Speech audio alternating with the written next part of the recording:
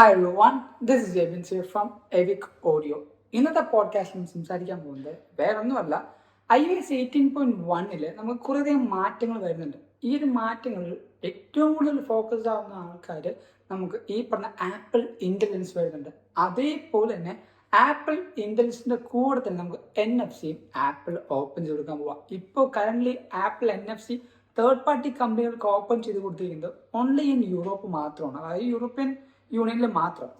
പക്ഷേ നമ്മുടെ iOS 18.1 publicly release ചെയ്യുമ്പോൾ കുറേയധികം കൺട്രീസിലേക്ക് ആപ്പിൾ ഇത് ഓപ്പൺ ചെയ്ത് കൊടുക്കും. എസ്പെഷ്യലി ഇവർ പറയുന്നത് Australia, Brazil, Canada, Japan, New Zealand, UK and United States എന്നീ പറഞ്ഞ രാജ്യങ്ങളിലാണ് ഈ പറയുന്ന NFC ഡെവലപ്പേഴ്സിന് ഓപ്പൺ ചെയ്ത് കൊടുക്കാൻ പോകുന്നത്.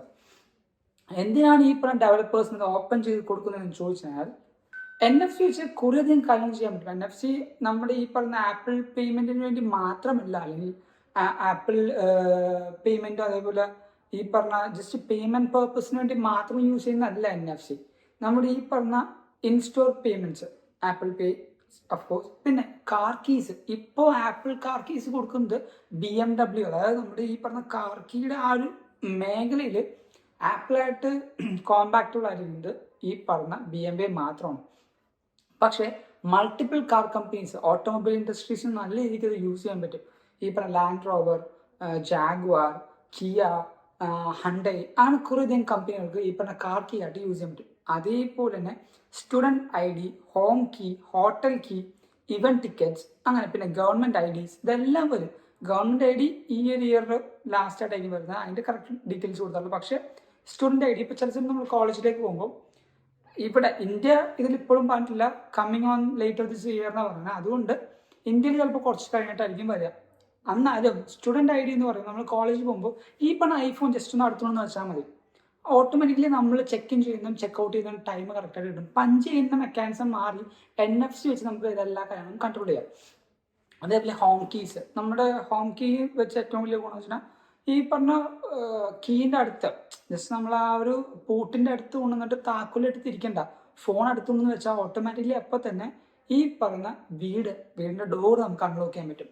പിന്നെ ഹോട്ടൽ കീസ് ഉണ്ട്, merchant loyalty and reward cards. ഇപ്പോൾ എന്തെങ്കിലും ഒരു സാധനം വാങ്ങിച്ചു, ആ സാധനം വാങ്ങിച്ചതിന് ആ മർച്ചന്റ് നമുക്ക് എന്തെങ്കിലും റിവാർഡോ ബാക്കി സാധനങ്ങൾ തരുന്നുണ്ടെങ്കിൽ ഈ ഫോണിൽ കൂടെ തന്നെ നമുക്ക് ട്രാൻസ്ഫർ കൊടുക്കാൻ പറ്റും. ഈ ട്രാൻസ്ഫറിങ് ഏറ്റവും കൂടുതൽ എളുപ്പമാക്കാൻ ഈ NFC യൂസ് ചെയ്യുന്നുണ്ട്. പിന്നെ എന്നാണ് iOS 18.1 റിലീസ് ആവുന്നത് വെച്ചാൽ അത് വലിയ ഡൗട്ടാണ്. നമ്മളെല്ലാവരും കരുതിയത് iOS 18 ഈ സെപ്റ്റംബറിൽ റിലീസ് ആവുന്ന iOS 18 നമുക്ക് ഈ പറഞ്ഞ ആപ്പിൾ ഇന്റലിജൻസ് ലഭിക്കുന്ന. പക്ഷെ അങ്ങനെയല്ല, iOS 18.1 നമുക്ക് ലഭിക്കാം. യൂഷ്വലി ഇപ്പോൾ ആപ്പിളിന്റെ ഹിസ്റ്ററി എടുത്ത് നോക്കുകയാണെങ്കിൽ iOS 17.1 റിലീസായത് ഒക്ടോബർ 25, 2023 അതേപോലെ iOS 16.1 റിലീസായത് ഒക്ടോബർ 24, 2022. സോ ആ ഒക്ടോബർ 20 മുതൽ 30 മിക്കവാറും നമ്മുടെ എല്ലാവർക്കും, അല്ലെങ്കിൽ ഈ പറഞ്ഞ ലോകത്തെല്ലാവർക്കും iOS 18.1 ഒഫീഷ്യലി റിലീസ് ആകുന്നത്. ആ ഒരു ഒഫീഷ്യൽ റിലീസിലായിരിക്കും ഈ പറഞ്ഞ എല്ലാ ഫീച്ചേഴ്സും വരാൻ പോകുന്നത്.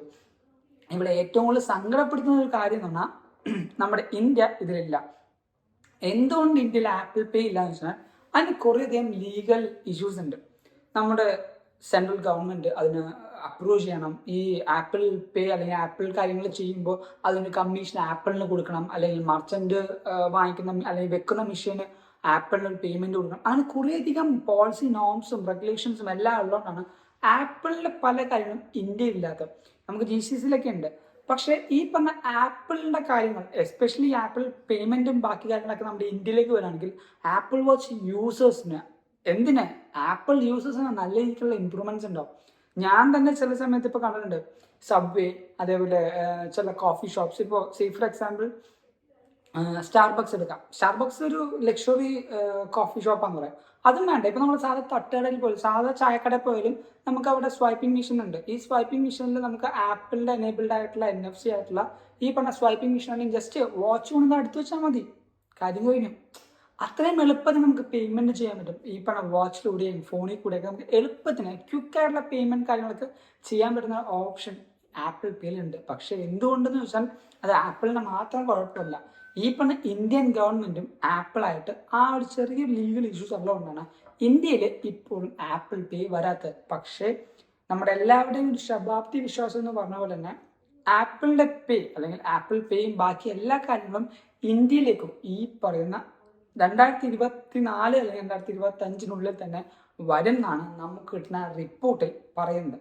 സോ അങ്ങനെ വന്നാൽ നമ്മുടെ എല്ലാവരുടെയും ആപ്പിൾ യൂസേഴ്സിൻ്റെയും യൂട്ടിലിറ്റി നല്ല രീതിക്ക് കൂട്ടാൻ പറ്റും. സോ iOS 18.1 ഇതേപോലെ പുതിയ പുതിയ വിശേഷങ്ങളും ബാക്കി കാര്യങ്ങളും വരുന്നുണ്ട്.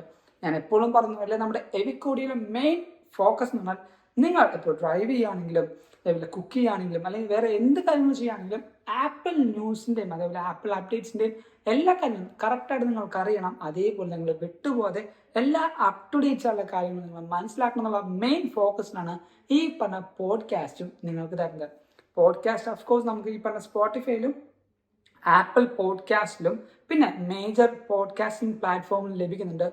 യൂട്യൂബിൽ നമ്മുടെ ഈ പറയുന്ന പോഡ്കാസ്റ്റ് അവൈലബിൾ ആണ്. നിങ്ങൾക്ക് കേൾക്കാം, കാണാം, എല്ലാം കൊണ്ടും നിങ്ങൾക്ക് പുതിയ പുതിയ അപ്ഡേഷൻസും പുതിയ പുതിയ ന്യൂസുകളും അറിയാൻ പറ്റും. So this is Ebin Xavier from evict audio.